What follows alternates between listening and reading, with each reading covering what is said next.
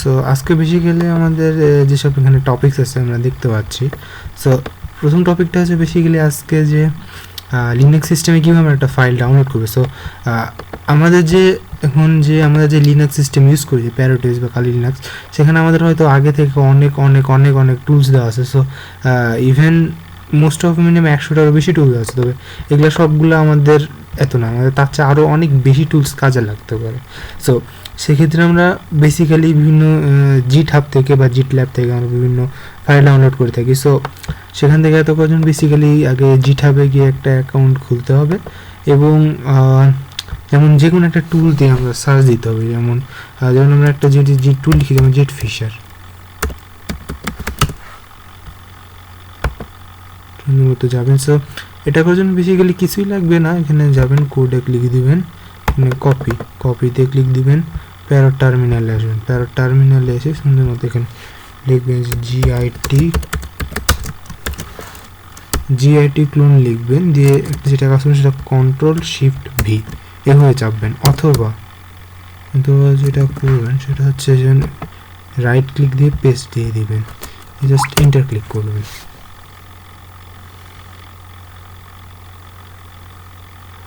এটা সুন্দর মতো ফাইলটা ডাউনলোড করতে শুরু করে দেবে। এটা নেট স্পিডের উপর ডিপেন্ড করবে কতক্ষণ লাগবে,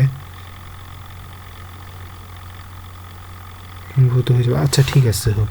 সো বেসিক্যালি আমাদের এইটুকুই, যে কোনো জিট হাব থেকে ফাইল ডাউনলোড করার জন্য এইটুকুই এখন লাগবে, আর যে কোনো ফাইল ইনস্টল করার জন্য আমরা সেসব দেখব। তো আপাতত বিভিন্ন রকম এত আছে, যেমন এখান থেকে দেখা যাবে কীভাবে এগুলা করতে হবে বা এত করতে হবে, আর যেগুলো আছে আরও বেশ কিছু এখন সিম্পল কিছু কমান্ড দেখব। আমাদের এটা বোধহয় হয়ে গেছে। সো আমরা কিছু কমান্ড দেখবো, যে আমরা আগে দেখবো যে আমরা কোন ডাইরেক্টরিতে আসছি, পিডাব্লিউডি।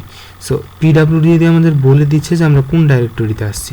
ওকে, এখন আমরা যদি চাই যে আমরা এখন রুট ডাইরেক্টরিতে যাবো, তো সেই যে আমরা লিখবো হচ্ছে সু অথবা সুডো সু, যে আমাদের পাসওয়ার্ড ছাড়বে।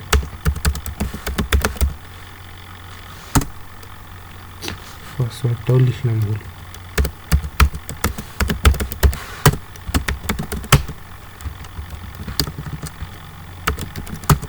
এই দেখেন আমি এখন আমি যদি পিডাব্লিউডি লিখি, পিডাব্লিউডি, হ্যাঁ এই দেখেন দেখা দিচ্ছে যে আমি এখন কোন ডাইরেক্টরিতে আছি। সো এখন রুট ডাইরেক্টরিতে আছে। এখন আমি যদি এখন কোনো ডাইরেক্টরিতে যেতে চাই, যেমন সো আমি এখন যেখানে আছি আমাদের এখানে কী কী ফোল্ডার আছে ওটা দেখার জন্য যেটা তারপরে হচ্ছে এলএস। সো এলএস দেখলে আপনি দেখতে পাচ্ছেন যে ডাইরেক্টরি কী আছে। সো সেসব দেখা দিচ্ছে। সো যেসব এখানে দেখা যাচ্ছে যেগুলো মেইনলি নীল কালারে লেখা আছে, এগুলো হচ্ছে বিভিন্ন ফাইলস, মানে ফোল্ডার্স। এগুলোর মধ্যে আরও ফোল্ডার আছে, এটার মধ্যে আরও ফোল্ডার আছে, এটার মধ্যে ফোল্ডার আছে, এটার মধ্যে ফোল্ডার আছে। আর যেগুলো সাধারণত দেখতে পাচ্ছেন যে সবুজ কালারে লেখা, এগুলো হচ্ছে সাধারণত একটা সিঙ্গেল ফাইল, এগুলো বিভিন্ন কিছু ফাইল, এগুলো ফাইল। আর লাল কালার যেগুলো লেখা আছে এগুলো হচ্ছে সব দেখতে পাচ্ছেন যে একটা অ্যার্কাইভড ফাইল। সো এটা গেল। আর কথা হচ্ছে যে এখন যদি আমরা দেখতে যাই যে কোনটার কী ধরনের পারমিশন, এখন লিনাক্স একটা সুবিধা হচ্ছে আমরা যে কোনো কিছুকে উইন্ডোজের মতো সবসময় একদম গাধার মতো আমরা এত পারমিশন দিই না, যে অ্যাডমিনিস্ট্রেটর একটা পারমিশন দিলাম তো সব কিছু এত, এগুলো না। আমাদের এখানে দুইটা আছে, যে রিড, রাইট অ্যান্ড এক্সিকিউট, 3 ধরনের পারমিশন আছে। সো 3 ধরনের পারমিশনের জন্য একটা কমান্ড ইউজ করে chmod 777। সো chmod 777 দিয়ে কোনো ফাইলকে বা কোনো প্রোগ্রামকে ডাইরেক্ট সরাসরি এক্সিকিউট করার সুযোগ দেওয়া হয়। সো এখন সো কোনটার কী ধরনের এত দেওয়া আছে সেটার জায়গাটা আমরা একটা কমান্ড লিখেছি ls-la।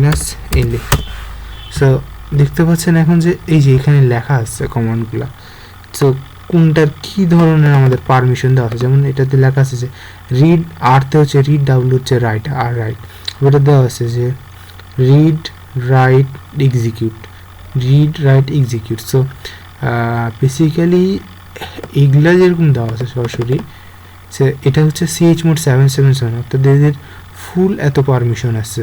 আবার এখানে দেখতে পাচ্ছেন যে কোনটা আমরা কোন ধরনের ইউজার আছে, যেমন রুট ইউজার, তারপর এখানে হচ্ছে সাধারণ ইউজার যেগুলো, আবার এটা রুট ইউজার, কোনটা রুট ইউজার কোনটা ইউজার। সো আমরা এটা দেখলাম। এখন আমরা যদি কোনো ডাইরেক্টরি চেঞ্জ করতে, যেমন আমি চাচ্ছি যে আমি এখন একটা ডাইরেক্টরিতে চাইছি, কথার কথা আমি এখন ভিডিওস ডাইরেক্টরিতে যাবো, তাহলে আমি কি লিখবো যে সিডি ভিডিওস,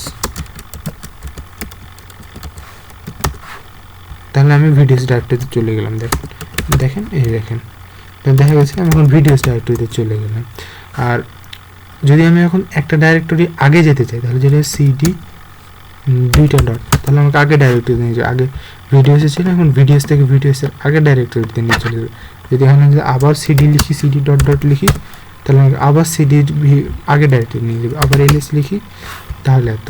আর লিনাক্সের একটা সমস্যা, যেটা খুব মানে কেস সেন্সিটিভ, অর্থাৎ মানে একটা যদি সংখ্যা বা একটা বড় হাতের অক্ষর ছোট হাতের অক্ষরও ভুল যায়, তাহলে কমান্ড কাজ করবে না। বিভিন্ন একটা যদি স্পেসও ভুলে যায়, যেমন এলএস মাইনাস এলএ, এটা লিখলে আমাকে দেখা দিবে। এলএস মাইনাস একটা যদি গ্যাপ না দিই, তাহলে সবসময় দেখা দেবে কমান্ড নট ফাউন্ড।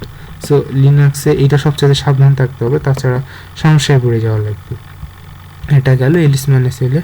তাহলে মোটামুটি আমাদের সিডি ডট ডট আমরা এসব দেখতে পারলাম। সো আমরা আরও ধীরে ধীরে আমরা আরও গভীরে যাব। সো আরেকটা জিনিস, এখন আমরা সবচেয়ে হালকার বেসিক জিনিস শিখতেছি। আরেকটা হচ্ছে যে হেল্প আর ম্যানুয়াল চেক করা। যেমন কোনো জিনিস এখন আমাদের লাগবে, যেমন আমাদের কোনো একটা ফেভারিট, যেমন ইনম্যাপ, বিভিন্ন ওপেন পোর্টস স্ক্যান করা হয়, সরি ইনম্যাপ দেখেন। সো ইনম্যাপ যদি আমরা এইভাবে লিখি যে ইনম্যাপ মাইনাস মাইনাস হেল্প, সাধারণত বেশ কিছু ইনম্যাপ মাইনাস মাইনাস হেল্প, এই যে এইভাবে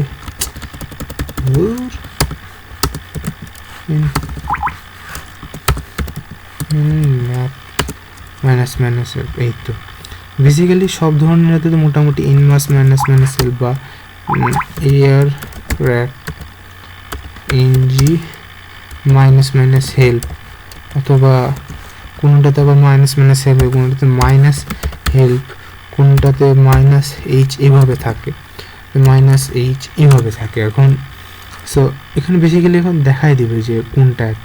আর যদি এখন ব্যাপারটা যদি ইনস্টল করা থাকে, তাহলে সরাসরি এভাবে ইনস্টল করে নিতে পারেন।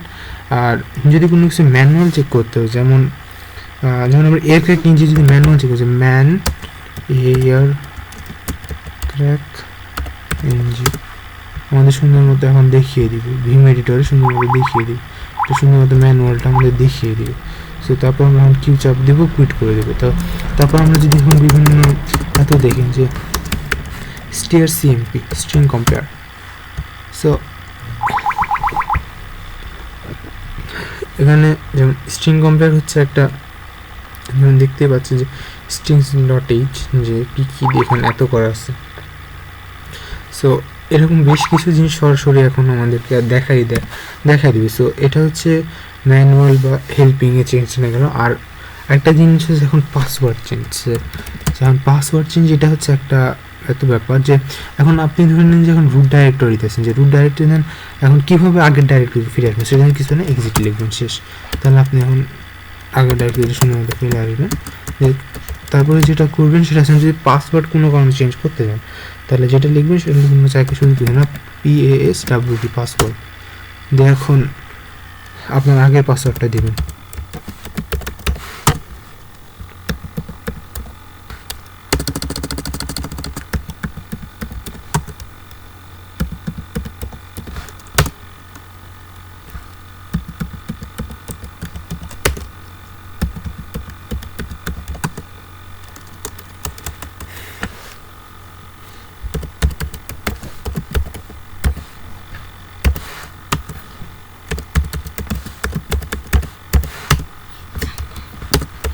সো এখন পাসওয়ার্ডটা আমাদের সুন্দর মতো আপডেট হয়ে গেছে। আমরা যদি এখন রুটের পাসওয়ার্ড যদি চেঞ্জ করতে যাই, তাহলে আমরা ভাবে সিম্পলি রুটে যাব, সুডো সু, তাহলে আমাদের রুটে নিয়ে যাবে। রুটে নেওয়ার পর এখানে আমরা পাসওয়ার্ড লিখবো। আমরা আগে যেভাবে পাসওয়ার্ড, আমাদের এখানে রুটে কিন্তু কোনো পাসওয়ার্ড কিন্তু কোনো ক্রিয়েট করা নেই। সো আমরা এখন যে কোনো পাসওয়ার্ড দিলে কিন্তু সেটা সিম্পলি কিন্তু এখন এত হয়ে যাবে। হ্যাঁ, তাহলে হাউ, তো আমাদের তাহলে এখন আমরা ইউজারের পাসওয়ার্ড চেঞ্জ করাটাও শিখলাম, কিছুই না, জাস্ট সিম্পলি দেওয়া লাগবে যে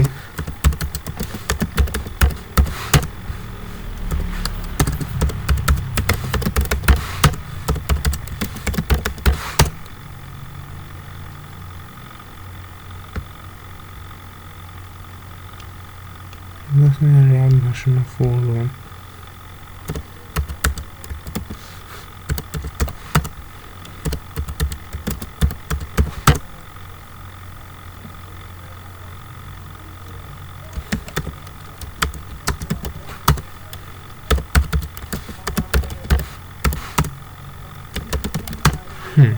সো আমাদের এটা গেল। আর ফাইনাল জিনিসটা আসার জন্য সেটা হচ্ছে নেটওয়ার্ক কনফিগারেশন, অর্থাৎ আমরা কী ধরনের নেটওয়ার্ক বা কিসের সাথে এখন কানেক্টেড আছি। সো এটুকু দেখার জন্য আমাদের বেশি কিছু না, সেটা হচ্ছে একটা কমন যে IF config, CONFIG, IF config, IP config না কিন্তু IF config। সো মানে দেখতে পাচ্ছেন সবসময় দেখা যাচ্ছে ইথারনেট 0, ETH 0 হচ্ছে ইথারনেট 0, অর্থাৎ আপনার যে ব্রডব্যান্ড লাইনের সাথে যে সংযুক্ত দেওয়া আছে ইথারনেট। আর যে এলো হচ্ছে লোকাল, মানে আপনার যে লোকাল এরিয়া নেটওয়ার্ক যে 127.0.0.1, যেটা নেটওয়ার্ক 255.0.0.0। আরও বেশ কিছু দেখতে পাচ্ছেন। আর এখানে আপনার কয়টা ওয়্যারলেস এক্সটেনশন আছে, যেমন আমার এখানে 2টা ওয়্যারলেস এক্সটেনশন আছে, যেমন দেখতে পাচ্ছেন যে একটা হচ্ছে রিয়ালটেকের RTL 8723, একটা হচ্ছে TP লিঙ্কের একটা ওয়্যারলেস অ্যাডাপ্টার। সো 2টা ইভেন মনিটর মোড সাপোর্ট করে। এখন এখানে দেখতে পাচ্ছেন একটা হচ্ছে WLAN 0, একটা হচ্ছে এত। সো আমার এখানে দেখতে পাচ্ছেন যে লোকাল যে আমার যে IP অ্যাড্রেসটা আছে, সো আমার যেখানে যে লোকাল IP অ্যাড্রেসটা আছে এখানে আমাদের মানে আমি যে এততে কানেক্টেড আছি সেটার যে আমাকে যে আইনেটটা এখানে দেখাচ্ছে, এই যে দেখেন, এবং আমাকে ইভেন এই যে আমার যেমন inet 6 অ্যাড্রেসটা ইভেন এখানে আমাকে এখন দেখিয়ে দিচ্ছে। সো 192.168.0.7 এটা মেনলি হচ্ছে মানে আমি যে এততে আছি, মানে আমার যে রাউটার নিজস্ব যে সার্ভার, ওই সার্ভার যে 255, সো ওটার মধ্যে সো এটা আমি সো এখানে আমাকে এত করতে পারবে না, DDoS অ্যাটাক করতে পারবেন না, চিন্তা নেই আমার।